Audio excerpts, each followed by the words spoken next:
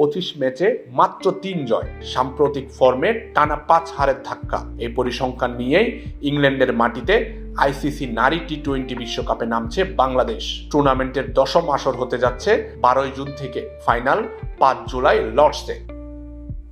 বাংলাদেশ পড়েছে গ্রুপ 1-এ, যেখানে প্রতিপক্ষ হিসেবে আছে অস্ট্রেলিয়া, ভারত, পাকিস্তান, দক্ষিণ আফ্রিকা ও নেদারল্যান্ডস। নিগার সুলতানাত দলের প্রথম ম্যাচ 14 জুন বার্মিংহামে নেদারল্যান্ডসের বিপক্ষে, এরপর 17 জুন অস্ট্রেলিয়া এবং 25 জুন ভারতের মুখোমুখি হবে তারা।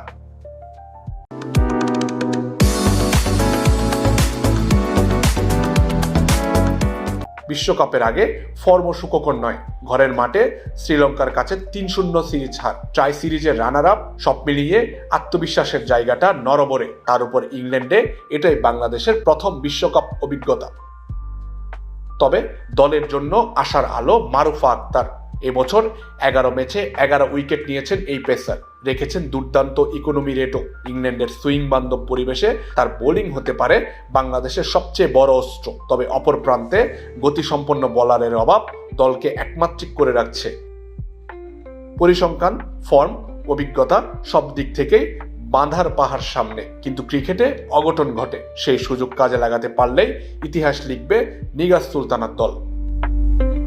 আমজাদ হোসেন আবির, খেলা 71।